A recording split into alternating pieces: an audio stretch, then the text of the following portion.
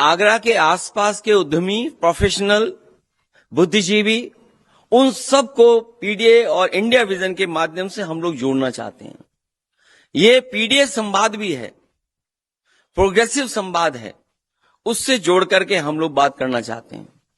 जो 2012 से 2017 में काम हुआ है वो तो किसी से छिपा नहीं है।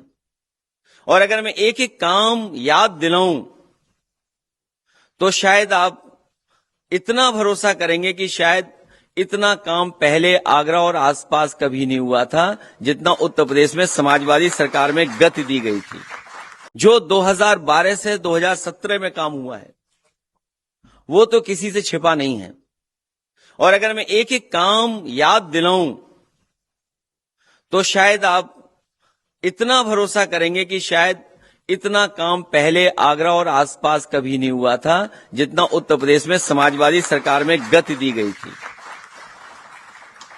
और खासकर आगरा के विकास और आगरा से जुड़े हुए विकास को लेकर के हमारे बहुत सारे कारोबारी, उद्योगपति या आगरा के रहने वाले लोग वो जानते होंगे कि लखनऊ पहुंचने के लिए कितना समय लगता था।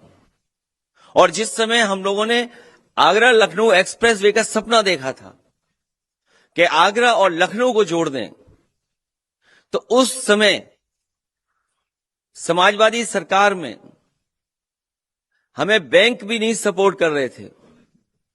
बैंकों को भी वो बड़े प्रोजेक्ट उठाने के लिए भी सोचना पड़ता था। उस समय बजट से पहली बार अगर कोई एक्सप्रेसवे बना था, स्टेट का अपना एसेट क्रिएट हुआ था, तो वो आगरा लखनऊ एक्सप्रेसवे था, जो हम लोगों ने रिकॉर्ड टाइम में बनाया था। हमारा बगल का शहर जो फिरोजाबाद है, उस शहर को भी सुविधा देने का काम करेंगे, क्योंकि फिरोजाबाद कांच और उसके कारोबार से बड़े पैमाने पे जुड़ा है। मैं वहां का एमपी भी रहा हूं, नेताजी भी रहे हैं। आज भी वहां की जनता हम लोगों से परिवार की तरह जुड़ी हुई है।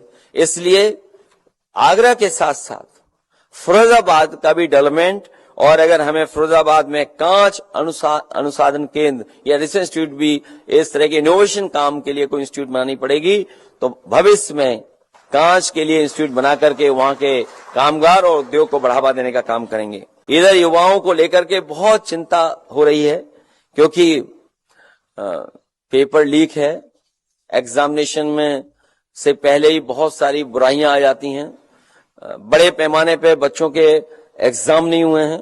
समाजवादी सरकार बनेगी तो उस दिशा में हम लोग काम करेंगे, जिससे कि नौजवानों और युवाओं को नौकरी मिल सके और एग्जामिनेशन के पेपर लीक ना हो, वो ठोस कदम उठाने का काम हम लोग करेंगे।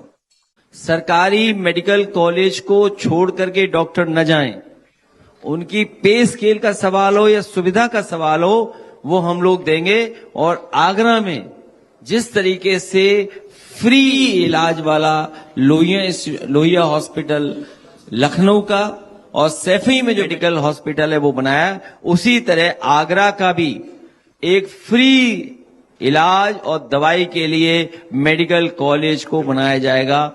और आर्किटेक्चरली भी इतना सुंदर अच्छा बनाए कि लगे कि हाँ, आगरा का ये मेडिकल कॉलेज है जो गरीबों को और आम लोगों को फ्री दवाएं और इलाज की सुविधा दे रहा है। हालांकि पीडीए का यहाँ कुछ और फुल फॉर्म है, पॉलिटिकल फार्मूला दूसरा फॉर्म है, लेकिन प्रेम, दया, अपनापन भी पीडीए ही है। पी फॉर प्रेम, डी फॉर दया और ए फॉर अपनापन। जितना हम लोग प्रेम, दया, अपनापन लाएंगे समाज में, उतना ही हम लोग आगे बढ़ते जाएंगे। मैं धन्यवाद देता हूं कि आपने सवाल और सुझाव दोनों दिए हैं। जैसा मैंने अपनी बात में कहा था कि आधुनिक ग्लास इंडस्ट्री के लिए डिजाइन सेंटर और ट्रेनिंग इंस्टीट्यूट बनाने का काम फिरोजाबाद में करेंगे, क्योंकि ये कारोबार ग्लोबली जुड़ सकता है। उसके लिए अगर हमें विशेष पैकेज देकर के ग्लास सिटी बनाने का काम करना पड़ेगा तो करेंगे, क्योंकि जो गैस से फर्नेस या और कारोबार हो रहा उन्हें तो सहूलियत है, लेकिन नई इंडस्ट्री लगाने के लिए उनके पास कोई सहूलियत नहीं है। इसलिए ग्लास सिटी में आधुनिक और दुनिया की जो सबसे बेहतरीन, जहां पर ग्लास का काम होता होगा, वहां से ला करके आपके फिरोजाबाद में हम लोग ग्लास सिटी में उपलब्ध कराएंगे। कॉमन फैसिलिटी सेंटर भी बनाना पड़ेगा तो बनाएंगे, ट्रेनिंग इंस्टीट्यूट भी बनाएंगे, क्योंकि फिरोजाबाद से हमारा बहुत जुड़ाव है। पिछली सरकार में भी बनाना चाहता था, मैंने ग्लास सिटी के लिए जमीन मार्क कर ली थी 500 हेक्टेयर, पिछली बार नहीं बना पाए, लेकिन इस बार सरकार बनते ही ग्लास सिटी की ईंट रखने का काम करेंगे। मुझे याद है कि एआई पे हम लोगों ने एक समिट की थी और जो लाए अच्छाई वही है सबसे अच्छा एआई, ये भी हम लोगों ने कहा था कि समाज में सुधार और अच्छाई लाए वही है हमारे लिए एआई। और टेक्नोलॉजी में जैसा हम लोगों ने कहा कि आईटी सिटी बनाएंगे आगरा में, मुझे याद है मैंने वो उदाहरण भी दिया आपको एचसीएल का, लखनऊ का। तो इस क्षेत्र में जो पहले से काम कर रहे इंस्टीट्यूशंस उनको बढ़ावा दे करके, और एआई का इस्तेमाल कैसे हो, एआई का इस्तेमाल मेडिकल में कैसे हो सकता है, एआई का इस्तेमाल एग्रीकल्चर में कैसे हो सकता है, एआई का इस्तेमाल हमारे वेदर फोरकास्टिंग में कैसे हो सकता है, एआई का हमारे रिसर्च में कैसे हो सकता है, एआई में, और क्योंकि एआई इतना बड़ा फील्ड है और इतना ग्रोइंग है जहां डेटा पर हम लोग खेल रहे हैं, इसलिए भविष्य में जो सरकार बनेगी तो एआई का गरीबों को कैसे लाभ मिल सकता है, मेडिकल में, एग्रीकल्चर में, उस दिशा में हम लोग काम करेंगे। 10 साल में छोटा कारोबार बर्बाद हो रहा है, इस सरकार में पूरा बर्बाद कर दिया गया है। और हमारे लिए और समाजवादी पार्टी के लिए ये बेहद गंभीर मुद्दा है, क्योंकि हमारा ये मानना है कि छोटा कारोबारी ही हमारी खुशहाली की बुनियाद है, छोटा कारोबारी ही हमारी खुशहाली का बुनियाद है। इसलिए छोटे कारोबारी की मदद करने के लिए हम लोग यहां पर बैठे हैं। बड़ी सोच से छोटे कारोबार की बात करना चाहते थे, जहां उद्यमियों से बातचीत हुई है वहीं हमारा मानना है कि छोटे कारोबार की समस्याएं, दिक्कतें, उनकी चुनौतियां, अपेक्षाएं, आकांक्षाओं को तब तक नहीं समझा जा सकता जब तक हम उनकी परेशानियों को सुलझाने के लिए उनको वर्गीकृत या क्लासिफाइड नहीं करेंगे। उनके अलग अलग विभागीय क्या समस्याएं हैं, जब तक हम नहीं जानेंगे तब तक उनकी समस्याओं का समाधान नहीं कर सकते हैं। देखते हैं कई बार सालों से जो देखने को मिल रहा है कि ठेला हटाओ सामान उठा लो, हफ्ता दो वरना चालान मिलेगा, कागज बनवाओ तो चक्कर काटो, बैंक लोन मांगो तो धक्के खाओ, वारिस आई तो कमाई बंद, और बिजली गई तो दुकान बंद। अब बहुत हुआ, अब सरकार हटाने नहीं बसाने आएगी। इसलिए अब सरकार हटाने नहीं बसाने आएगी, इसीलिए उजाड़ना बंद हो, बसाना शुरू हो। कागजी झंझट खत्म करेंगे, हफ्ता वसूली और डर का अंत होगा। हफ्ता वसूली पर सख्त कार्रवाई होगी। अगर हमें वेंडर सुरक्षा हेल्पलाइन शुरू करनी होगी तो वो भी करने का काम करेंगे, और वीडियो सबूत भेजने पर 48 घंटे में एफआईआर होगी। बिना गिरवी के लोन उपलब्ध कराया जाएगा। बिजली की समस्या का समाधान होगा, बिजली कटौती का समाधान। ऑनलाइन कारोबार से मुकाबला करने के लिए उन्हें और ट्रेनिंग या और सहायता दी जाएगी। बुनकर, कारीगर और कलाकार का सम्मान, सही दाम। हर जिले में जो ओडीओपी है, लेकिन इस सरकार ने बजट नहीं दिया है, और बहुत सारी असुविधाएं पैदा की हैं। इसलिए हम कहना चाहते हैं, जो छोटा व्यापार या दुकान, सबके चेहरे पे आए मुस्कान, सोने की चिड़िया सा चहके, फिर से हमारा हिंदुस्तान, उस दिशा में हम लोग काम करेंगे। फूड के लिए ट्रेनिंग इंस्टीट्यूट बनानी पड़े, स्किल डेवलपमेंट, स्किल बढ़ाने के लिए नई तरीके से काम करना पड़े। एमएसएमई को सपोर्ट करने के लिए अगर हमें विशेष पैकेज देना पड़ेगा तो अपने कारोबारियों को बढ़ावा देने का काम करेंगे। 2017 से पहले हमारे पत्रकार भी नहीं जानते थे कि कोई योगी जी कोई हैं। आप सच बताओ, जानते थे?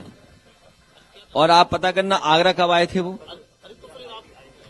आगरा वाले तो जानते नहीं थे कि कोई योगी जी भी हैं। तो 2017 से पहले उनकी ही पहचान नहीं थी कोई। आप अपने दिल पे हाथ रखो, आप दिल पे हाथ रखो कि बताओ 2017 से पहले आप जानते थे? बताओ, चेहरा बता रहा है, यहां कोई नहीं जानता था। जितना पीडीए के लोगों के बीच में प्रेम, दया, अपनापन से मिलेंगे, उतना ही पीडीए और मजबूत दिखाई देगा। मैं अपने पत्रकार साथी का धन्यवाद देता हूं कि उन्होंने चढ़ावे की चोरी की बात की है। अब आप देखिए, चढ़ावे की चोरी के बाद कितना दुर्भाग्य है कि हमारे धर्म के और मंदिर के लोगों की जांच पता है कौन करेगा? अधिकारियों को। बताओ, हमारे धर्म में को आगे बढ़ाने वालों की जांच अधिकारी करेंगे? इससे बड़ा दुर्भाग्य और क्या हो सकता है सनातन धर्म के लिए? कि बताइए, प्रभु श्री राम, मर्यादा पुरुषोत्तम राम के चढ़ावे में अगर कोई बात हुई है तो कैमरा बंद कर करके आपस में बातचीत कर लें, और कैमरा बंद कर करके, आंखें बंद कर करके जो चढ़ावा चोरी हुआ वो वापस रख दो, भगवान प्रभु श्री राम माफ कर देंगे। लेकिन बताओ, अधिकारी जांच करेंगे हमारे भगवान के पुजारियों की? ये सनातन धर्म का अपमान है। ये सनातन धर्म का अपमान है कि बताओ, हमारे साधु संतों की इतनी पवित्र और प्रतिष्ठित जगह की जांच अधिकारी करेंगे? ये सनातन धर्म पर चलने वाले कोई स्वीकार नहीं कर सकते हैं। वहां कैमरे बंद कर दो, लाइट बंद कर लो, प्रभु श्री राम के सामने अपने आप कोई चढ़ावा फिर रख जाएगा। समाजवादी पार्टी हराने के लिए तैयार है।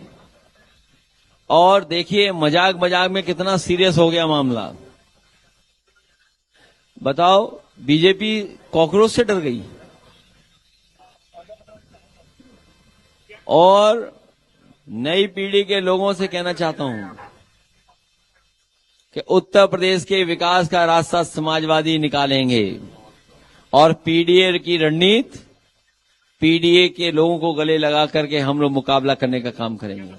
मैं अपने उत्तर प्रदेश की जनता से कहना चाहता हूं, जो मुख्यमंत्री लैपटॉप नहीं चलाना जानते वो एआई को भी नहीं समझ सकते। तो ये फिर मौका मिला है, ये मौका नहीं जाने दो, नहीं तो फिर हम लोग बहुत पिछड़ जाएंगे। आईटीआई, आपके पॉलिटेक्निक या अन्य संस्थाओं को, और दुर्भाग्य देखिए, आपके जितने भी जो सरकारी स्कूल थे, जो कभी प्रतिष्ठा के स्थान थे, जो सरकारी हमारे इंटर कॉलेज थे, सरकारी हमारे गर्ल्स इंटर कॉलेजेस थे, वो जमीनें बेचना चाहते हैं ये लोग।